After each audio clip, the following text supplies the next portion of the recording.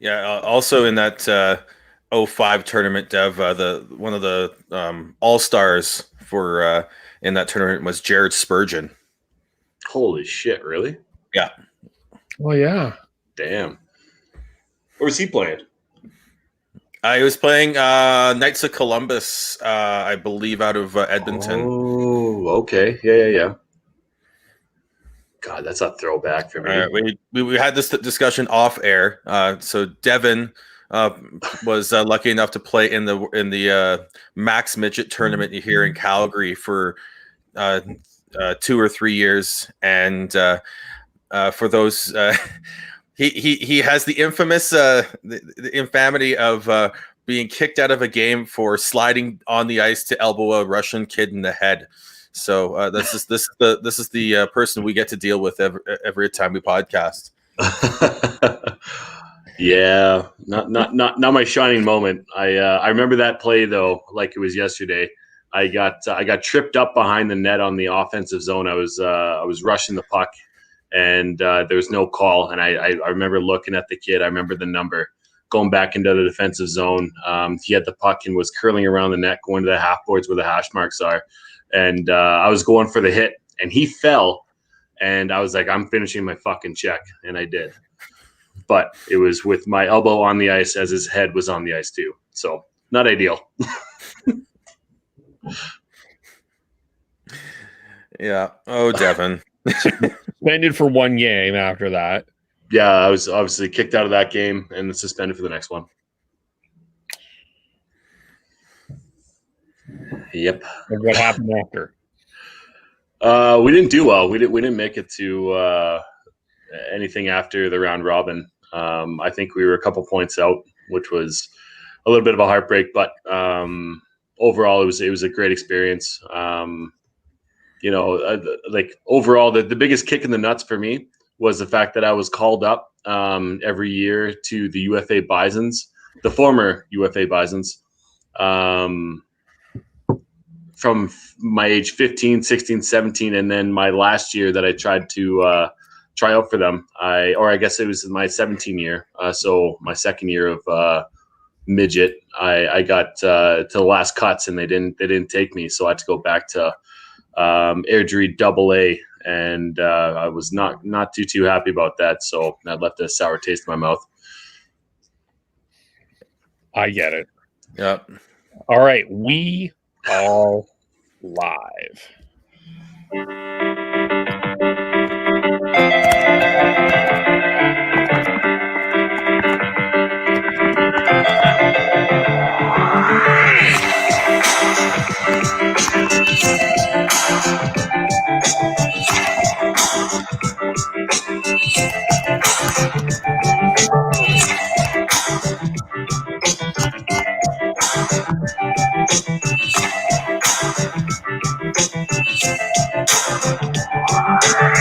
Well, it wasn't 16-2. It was a closer game.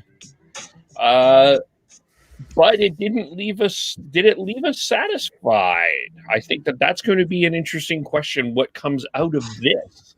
Welcome to the Hockey Podcast. My name is Kevin Olenek. You can, of course, follow us on Twitter at podcast_hockey.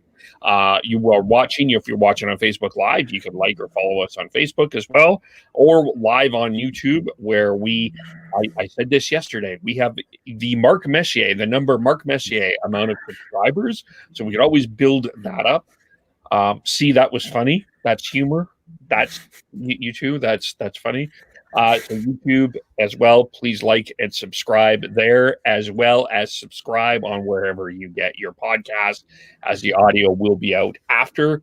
If you have any questions or comments about the game, please get them in there. We will get to them.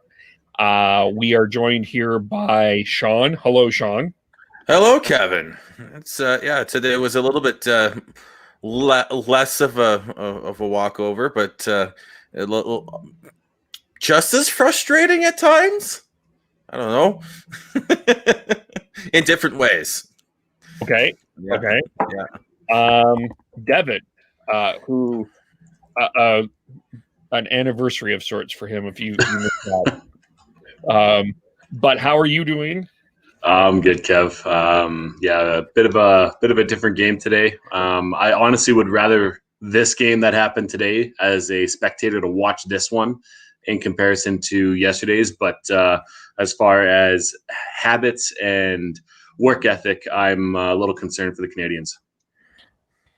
Yeah, so yesterday we had the 16-2 victory out there, and it was one of those games that we talked about it's really hard to evaluate, but we noted some sloppy things that happened.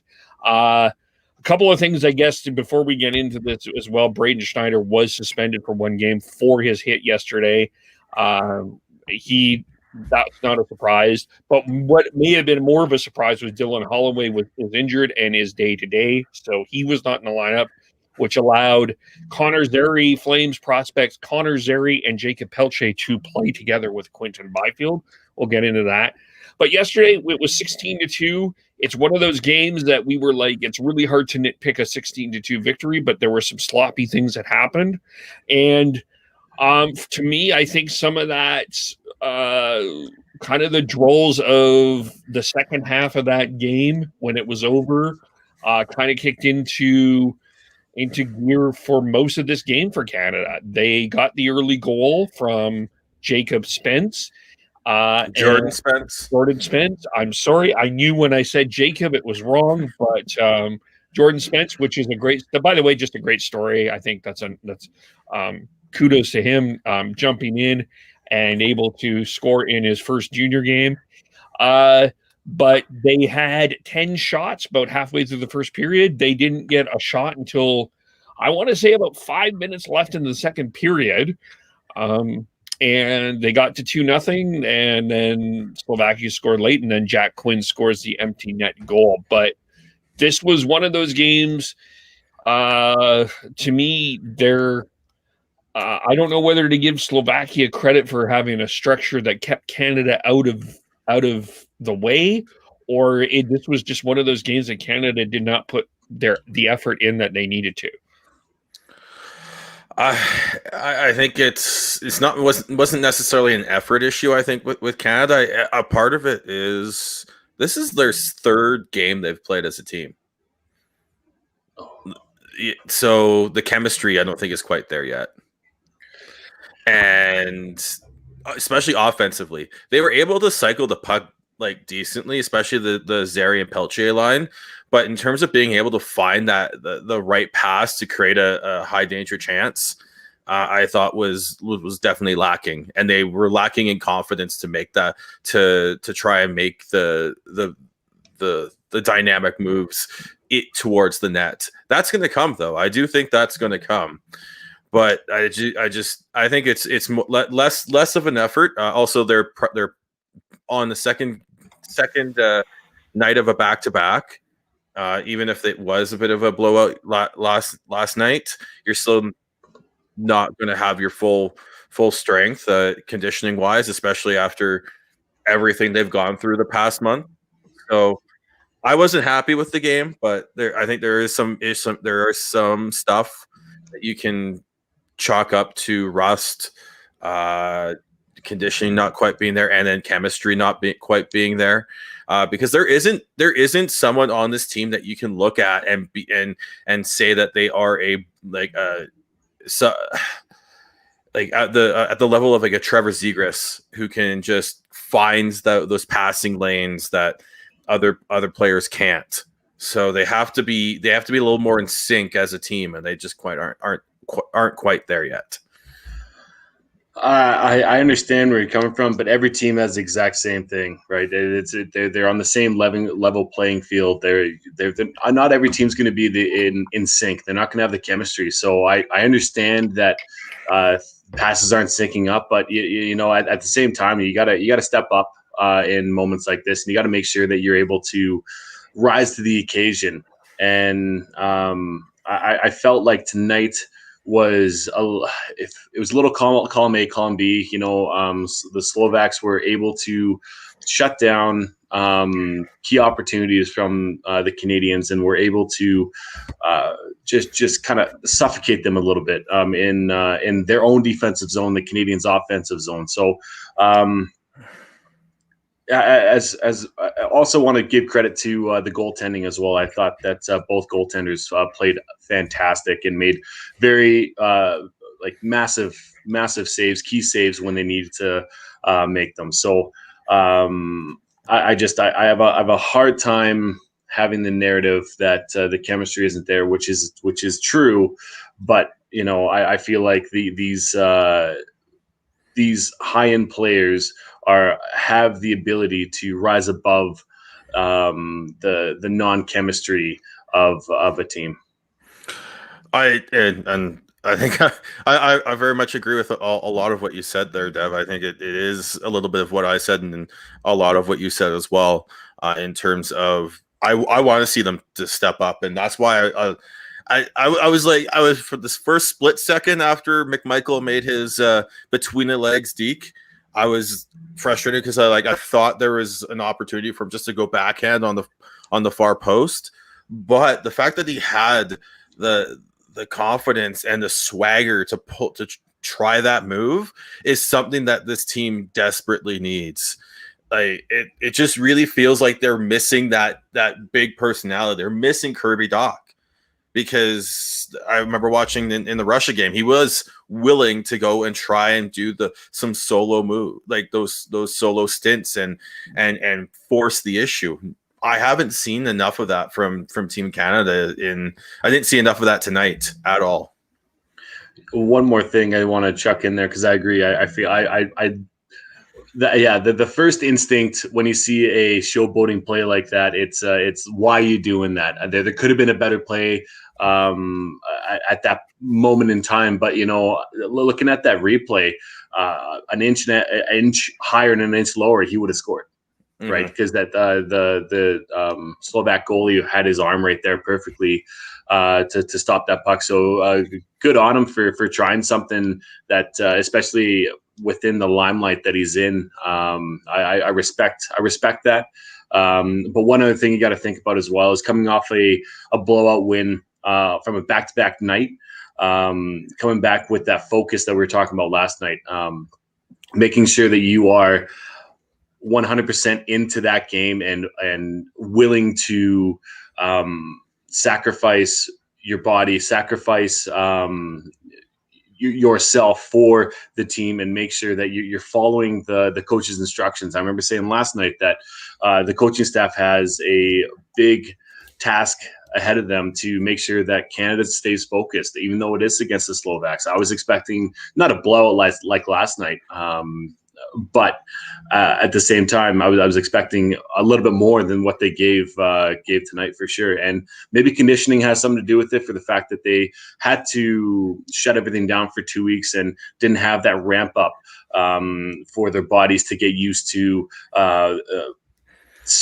such important games mentally and physically.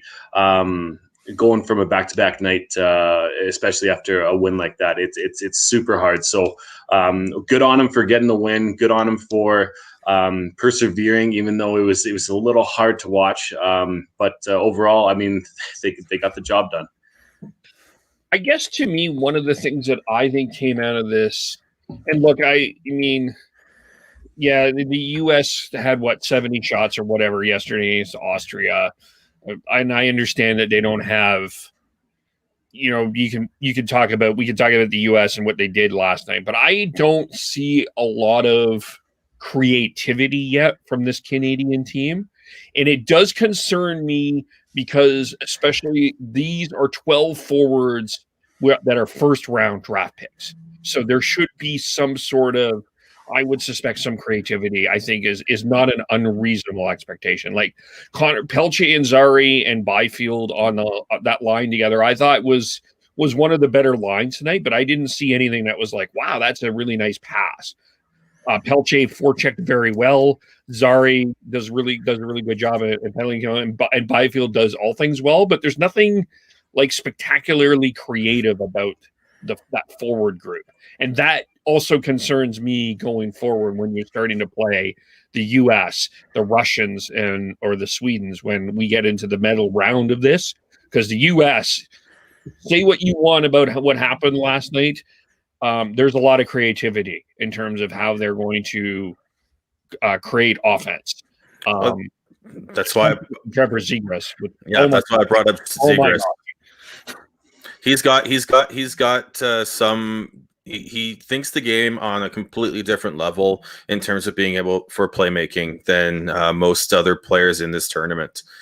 And Canada, with not having Kirby Doc, not being able to have Lafreniere come to this tournament, and like all the players are very good players, but they're more of a north. All of them seem to be a little bit more north-south players who are just they work well when they've got the right chemistry, and if they get that chemistry throughout this tournament, it shouldn't matter that they don't have that one player who's going to blow your socks off with creative plays, because they're going to work the puck around and find those holes and find ways to score. But at this point, it's not there yet, and I really, in a good way, the fact that this was a slugfest, a slog, just Canada couldn't quite break through is actually good for them, because then they know that Slovakia beat Switzerland 1-0 in the first game of their tournament. And Switzerland's also going to be very much the same way. So they know that they can't just walk in and have their way with Switzerland. And then they've still got Finns to come. And they just have to keep working hard and figuring out just getting a little more comfortable with their line mates. And hopefully now, like I said, Cousins and Newhook still looked probably the best pairing out there in terms of creating offense.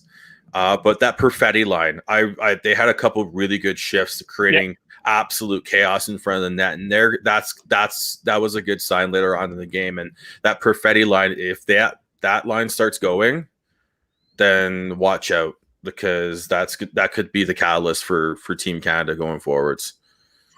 Yeah, Perfetti is one of the better passers on the team. Anyway, sorry, Dylan. Devin, sorry. Why did we call you Dylan? What the hell's going on? You're thinking Dylan Holloway? Yeah, I was probably thinking Dylan Holloway. I agree with Sean in the sense that they are role playing. The majority just role players, not so high in talent, but they have the skills that they need to make them successful. And yes, they're not flashy, but if they have the chemistry and if they find that groove, then you got to watch out for them.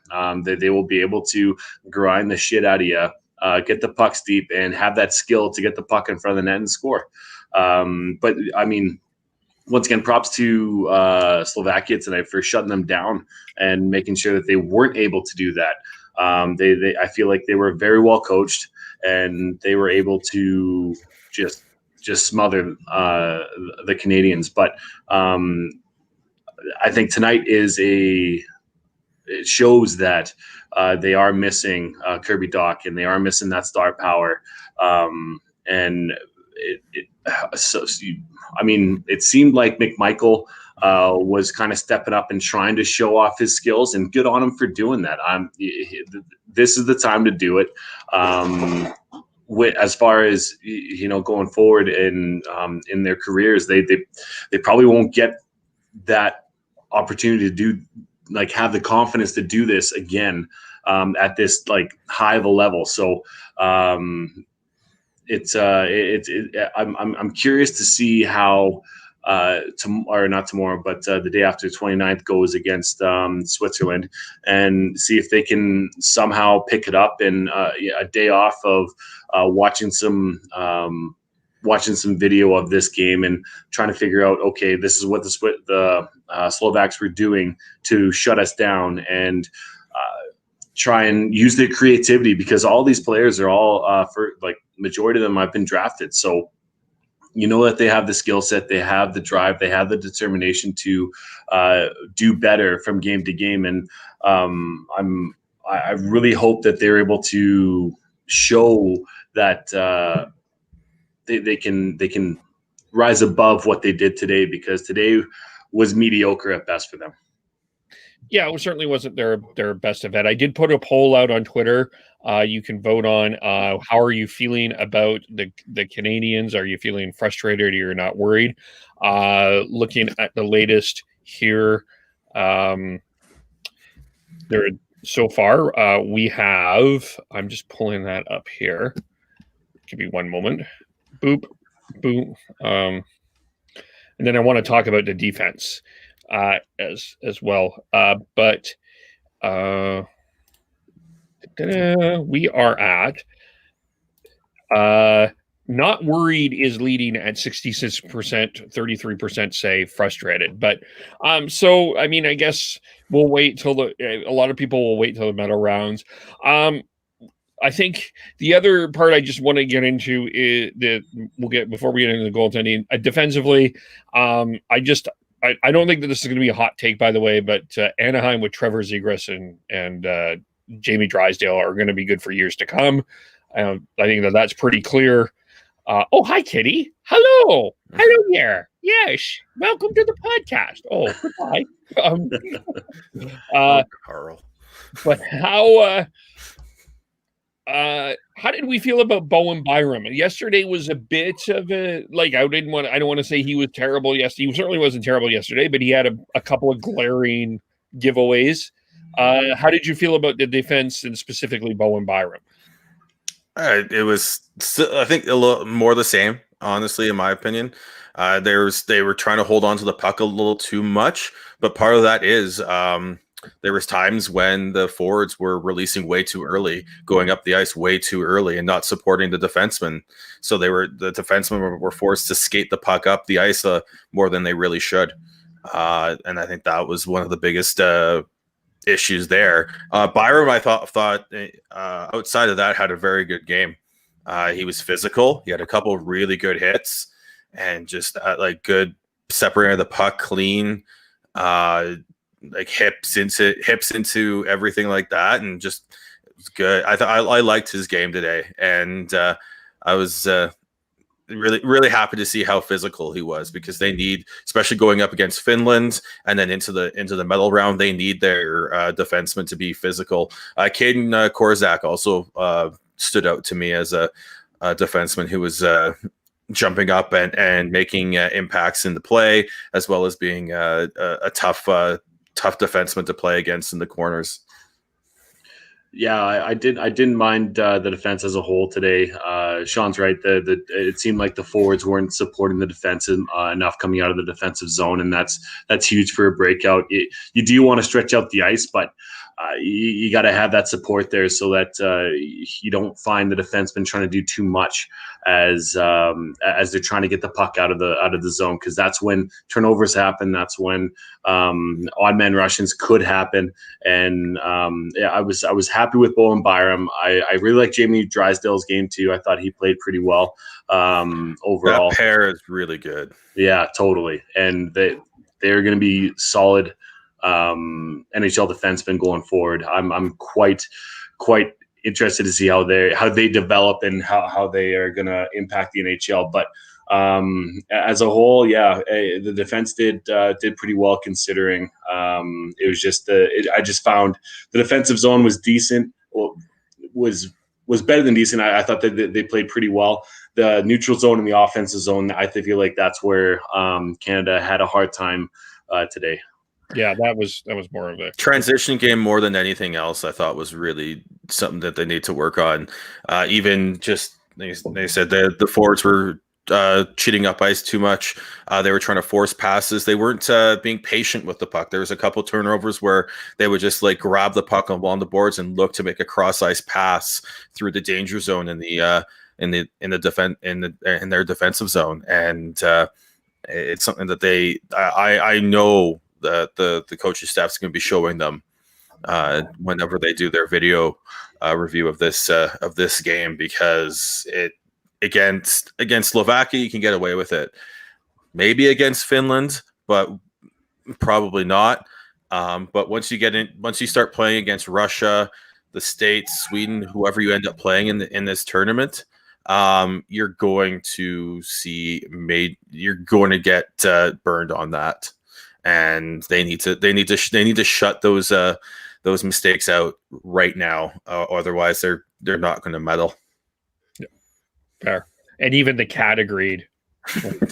Walked across and agreed. Fair. Yeah.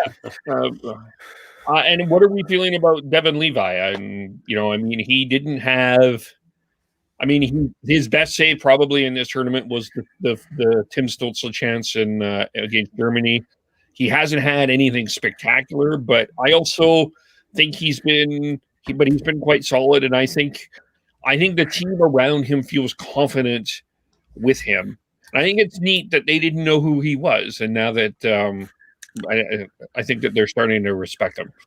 He's looking like he's going to be filling the Justin Pogge role on this team pretty well.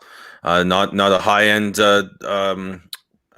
goaltender, but someone who's going to be able to stay focused through long bouts of not seeing many shots. So we're gonna. I think that's the kind of the role he has to and mindset he has to get. Yeah, I'm happy with the way that he's playing. That I feel like one of his biggest saves was that that tip that happened in the middle of the third period that looked like it was actually going in if it didn't get tipped, but he did seem like he was lunging a little bit towards it, which was a little concerning because as far as goalies goes, you want them cool, composed, want them positionally sound, and if they're lunging at something like it looked like he was doing, that's a little cause for concern. But overall, I feel like he's done a good job, and you got to run with him. I think. I don't think he should be taken out against Switzerland. So if he does bad against Switzerland, that's a little bit cause for concern. But that hasn't happened, and who knows if it will. But I'm definitely happy with the way that Devin Levi has played. Yeah, I think you can run with Levi probably right through this tournament, and I think you'll be okay. They might go with Garand for the game versus Switzerland, but they did give him a period in last night versus Germany, but I don't know how many shots he actually got. So he did allow a goal. Yeah.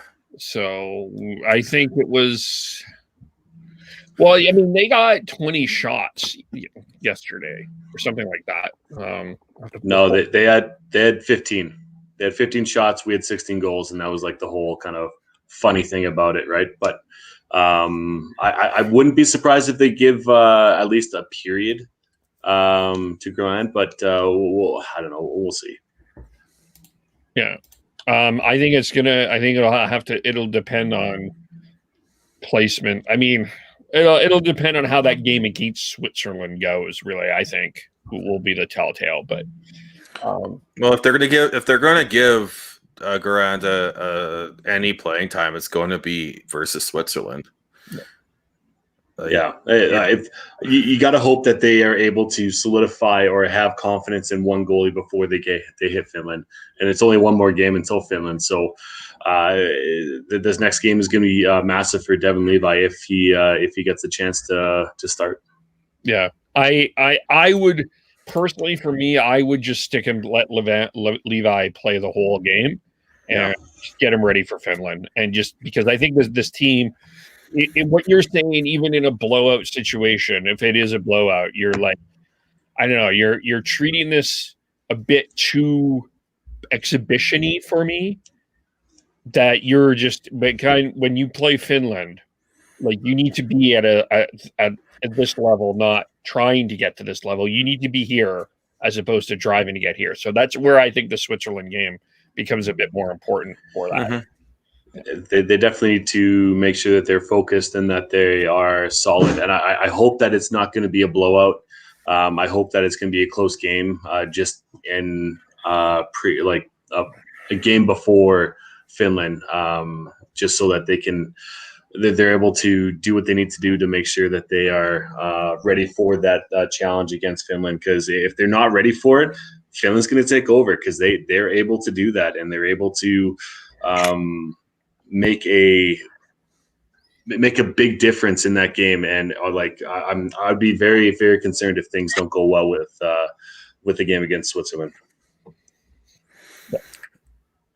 Yeah, you're getting we're getting all the pet interruptions all the animals today. Gord has her thoughts on yeah.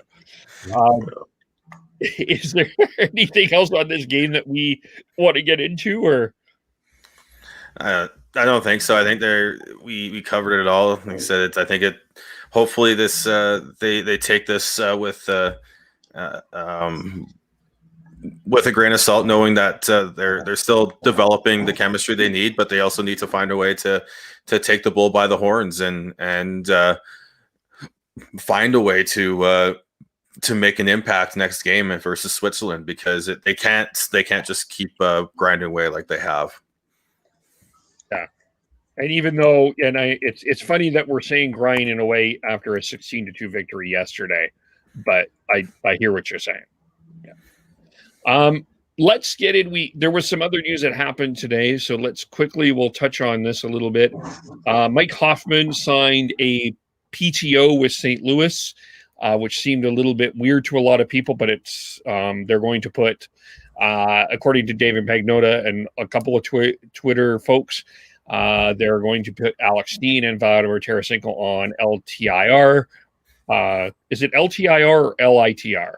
LTIR, long-term injury reserve. That's what I thought. I was making sure there. But the belief is that will end up this Hoffman will sign a 1-year contract with the St. Louis Blues.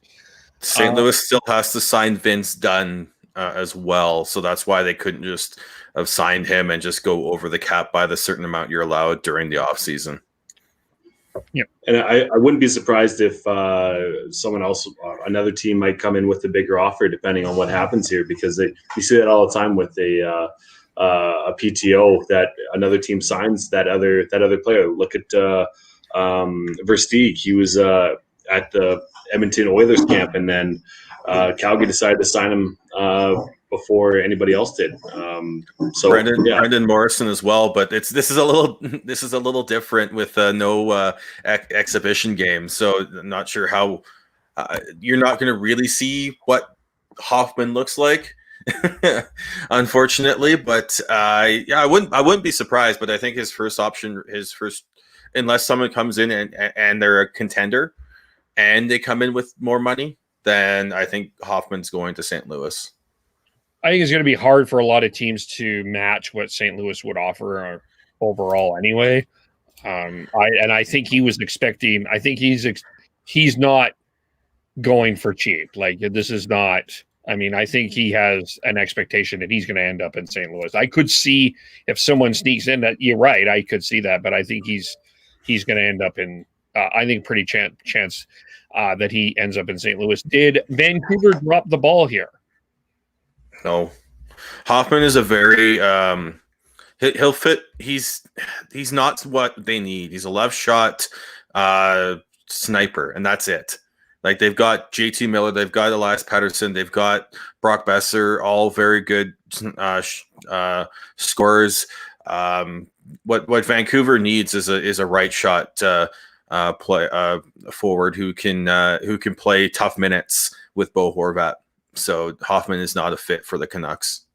Hoffman is also just he's just a playoff or a power play guy normally too. Like, his even strength points aren't quite there. So I think St. Louis is a perfect fit for him, especially without Tarasenko potentially. And we're sorry about this noise. Carl is going apeshit on something over there. So I feel like Hoffman is a great fit for St. Louis.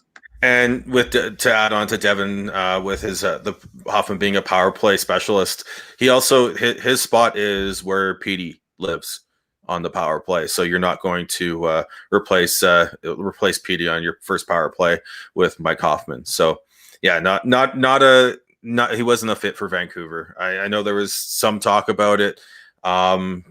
but I don't think he's I know he's not a fit for what the Canucks want to do with their lines. Yeah, fair enough. Then the other thing that happened today, a couple things happened. The Ottawa Senators were busy again. They did sign Tim Stützle to an entry-level deal. They did acquire Derek Stepan last night in a trade with Columbus Blue Jackets. But Arizona Coyotes. Oh, that's why I saw the second round pick. The second round pick was a Columbus Blue Jacket second round pick. That's why I'm going by memory. Yes, but he was at Arizona Coyotes. Sorry. But they also traded the legendary Marian Gaborik, who hasn't played in this league for a long time. It's going on almost 3 years now, I believe. Yes, he was traded for Dion Phaneuf. I remember this. I remember that trade well. But the Sens traded him and Anders Nilsson to Tampa Bay for Brayden, Coburn, Cedric Paquette, and another draft pick. They just essentially replaced the second round pick they traded for Derek Stepan. Yeah, basically. I still don't know if these trades put the Ottawa Senators into any contender moves at all, but I think it's warm bodies to continue to improve this team. What that was the Sens picking up Coburn and Paquette, who can fill the void. Fill the void until the kids come up, and then getting a second round pick to allow the Tampa Bay Lightning to circumvent the cap. I think it's as far as Cedric Paquette goes, he's a grinder. He hits everything in sight. Coburn, he's a solid middle range defenseman. So I don't think it's a terrible move for Ottawa, especially within this Canadian division. I feel like they'll be able to grind away on teams, especially with Coburn and Paquette added to them. So they have the skill with their top three players, and then they're just trying to find a way to get the role players. So it could be I could see a very similar design that Vegas tried to do when they first came into the league, with trying to find just role players that have some skill but are able to play the game properly. Once again, as far as the Canadian division goes, I am very curious to see exactly how they stack up against everybody in the Canadian division. I don't think they're one to sleep on, because, say for instance, Matt Murray can stand on his head and has made that change with his goaltending style. Sean's laughing at me, but I'm 100% serious, man. I think that Matt Murray could have that little change, that he's able to be the goalie that he was able to be when when Pittsburgh won the Stanley Cup. I'm not saying that he will be. I'm saying there's potential to be. Matt Murray is going to have to be a Vezina winner for Ottawa to do anything. You look at that blue line, like Brayden Coburn is another one. It's just another player who just is the same as Eric Goodbranson and Nikita Zaitsev. Like, they're good. Like, don't put him in Zaitsev territory. Coburn is a better player than Zaitsev. Don't even put him in that same cloud. They are stay-at-home glass and out defensemen that would make Rhett Warner proud, but that's just not the game anymore. So how are the Senators going to score goals? Like, who's going to score goals in Ottawa? Well, they've got Evgeny Dadonov and Tkachuk, and then maybe Derek Stepan can rediscover some offensive flair and set other players up. But it's all going to come down to whether or not some of these young players can make a huge step forward, like Alex Formenton, Drake Batherson, Josh Norris, Tim Stützle now. Those are the big names that need to take huge steps for Ottawa to be even remotely in the conversation, because the rest, all other six teams in the division are have just so much more talent up front, and let alone on the blue line. Yeah. So can we go ahead, Devin? I do have a question. Well, also you have Alex Galchenyuk there, and I know that he's been bouncing around a little bit here, but I feel like he's a good middle six forward there, and he's able to contribute to a certain extent. But I just feel like DJ Smith will be able to deploy them properly and able to have the right systems in place. It might be very similar to when Ottawa went to the Stanley Cup Finals. Back, what was it? I don't even know what year that was. I want to say 4 years ago right now. Oh yeah, exactly. They didn't go to the finals. They went to the Eastern Conference Finals against Pittsburgh. Right. Well, that was when Alex Burrows was there. Right. Yes. But either way, they were very much a defensive team. They were the trap team. They're not a fun team to watch, but I feel like I just don't think people should sleep on them. I really don't. I feel like they could potentially surprise everybody with how good they could be in comparison to what everybody thinks they will be. I mean, maybe. I look at that blue line, and I just don't see how it's going to be able to do anything. Like, you got Thomas Chabot's going to have to play 40 minutes a game. Like, yeah. So would you rather have Thomas Chabot or the Hughes boy? Oh, I'd rather have Quinn Hughes. Okay, all right. Just gonna put this out there. There we go.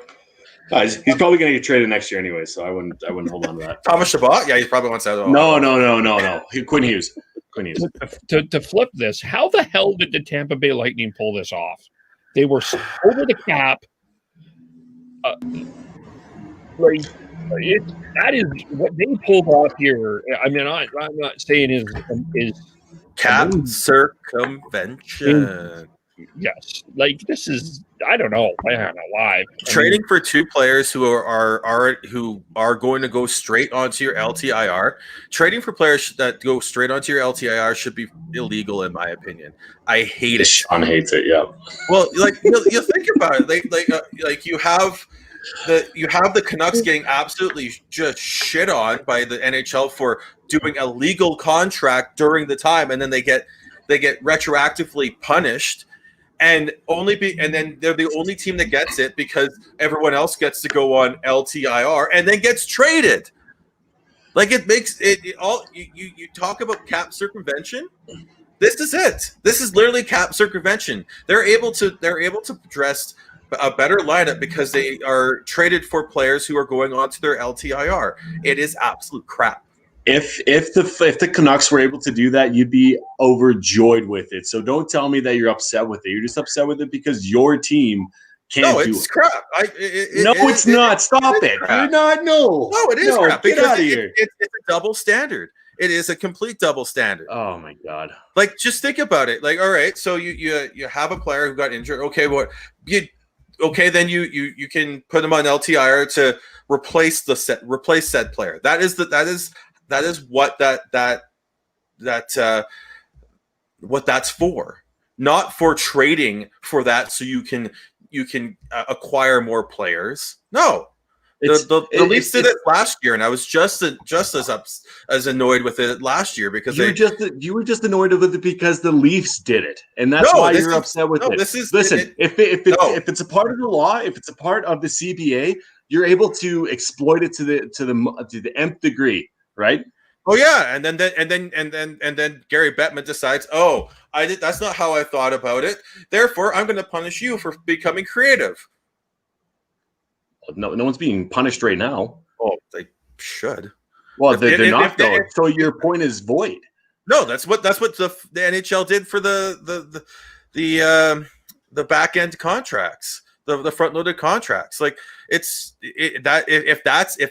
they consider that cap circumvention, then this should be considered cap circumvention as well. Just because your team was able to it has nothing to do with my team, Sean. It has nothing to do with my team. Stop, shut up. Just listen.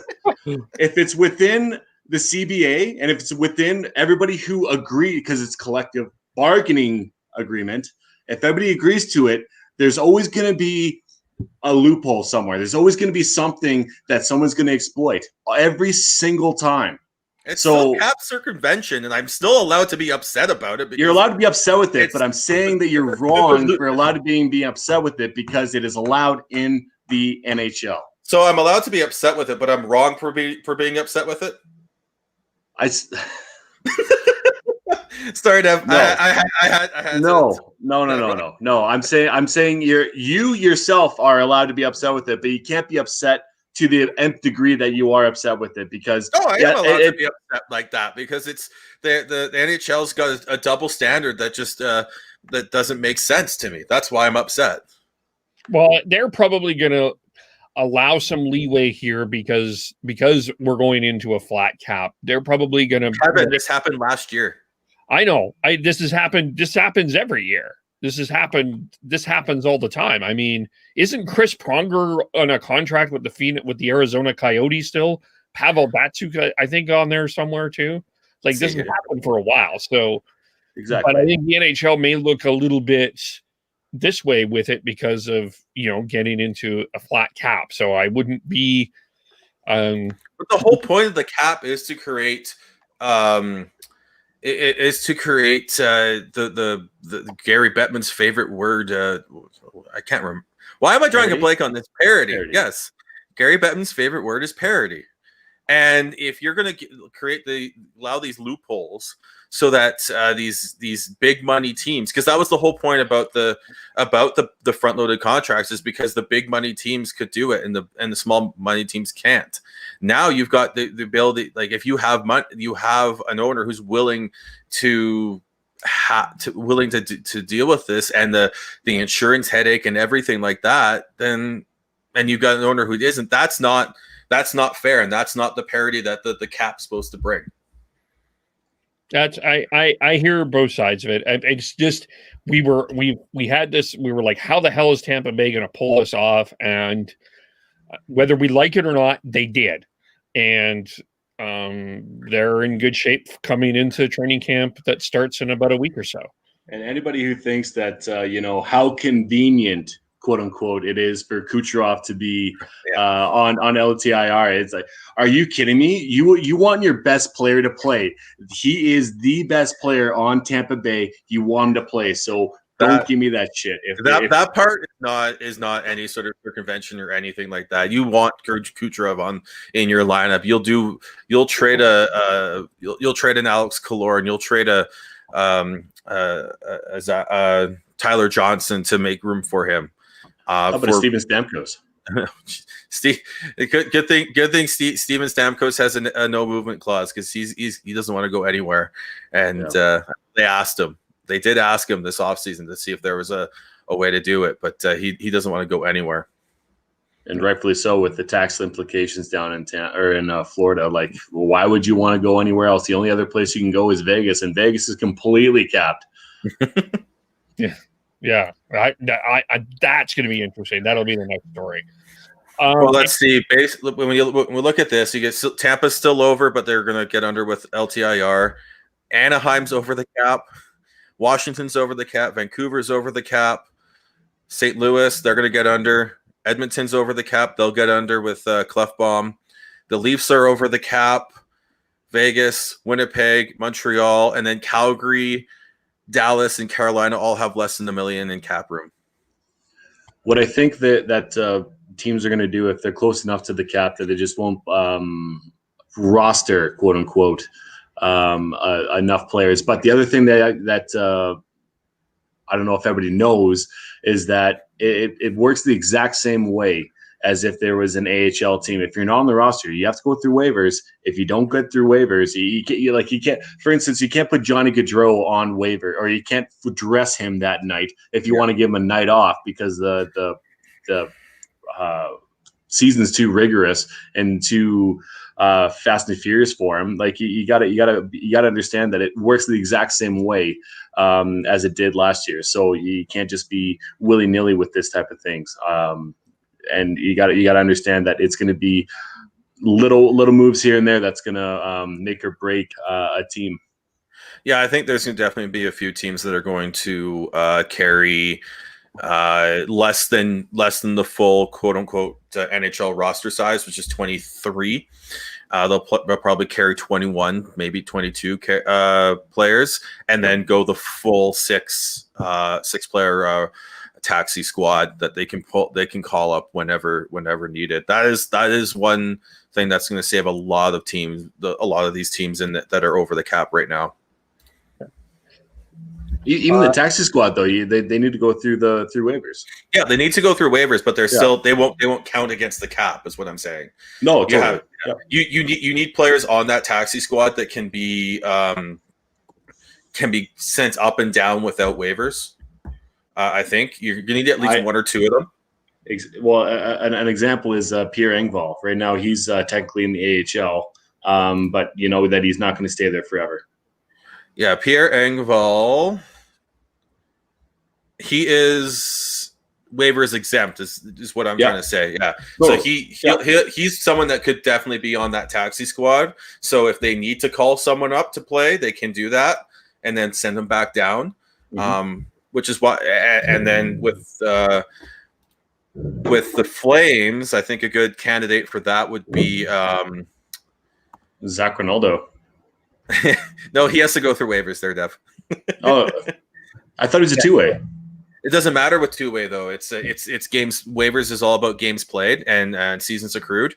Well, hopefully it gets picked up by somebody because I'm tired of it. I'm looking at it.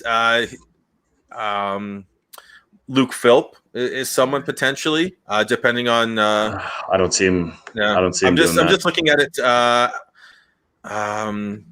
Matthew Phillips. He's waivers exempt.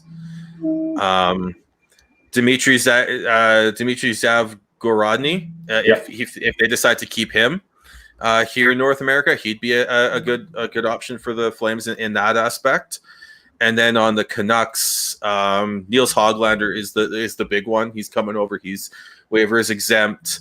They also have on the blue line. They'll have depending on who they decide to keep on the roster, they'll have their choice of Rafferty, Rathbone, and Olli Juolevi, who are all still waivers exempt. So they've got options there.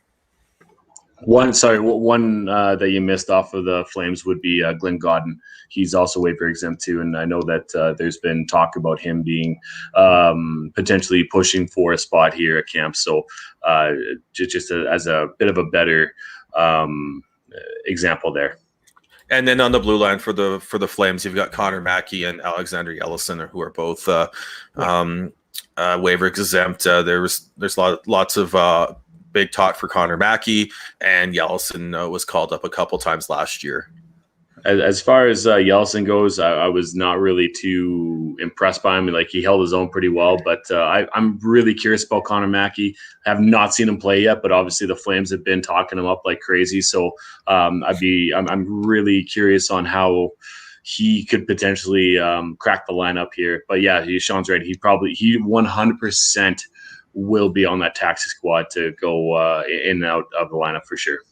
All the Flames, I was just looking at all the Flames listed in the AHL other than Alex Petrovic are waivers exempt. So they've got lots of options on the blue line. And then, up front, like I said, Matthew Phillips, Zavgorodny, like I said, Glenn Godden as well, I think would be the three that I would make sense for the taxi squad for the Flames. It's funny. I totally forgot about Petrovic being a part of the Flames organization. My God, there's so many things that have happened within this past year, quote unquote, that I need to catch up. Yeah, my favorite thing about Petrovic though is he's one of the reasons why the Florida Panthers traded. I think it was, I can't remember who they actually traded and who got picked in the expansion draft, whether it was Riley Smith or Marchessault, but Petrovic was one of the reasons why they wanted to. They made that move. Florida traded Smith to Vegas, and then they picked up Marchessault. Mm-hmm. All right, we will be doing season previews with everybody, all the teams. We've got that coming up as training camp starts. Do you realize the non-bubble playoff teams start in 4 days. Nice. That's awesome. And a week we got training camp for everyone else. The training camp for the rest of us. Yes, so that's exciting.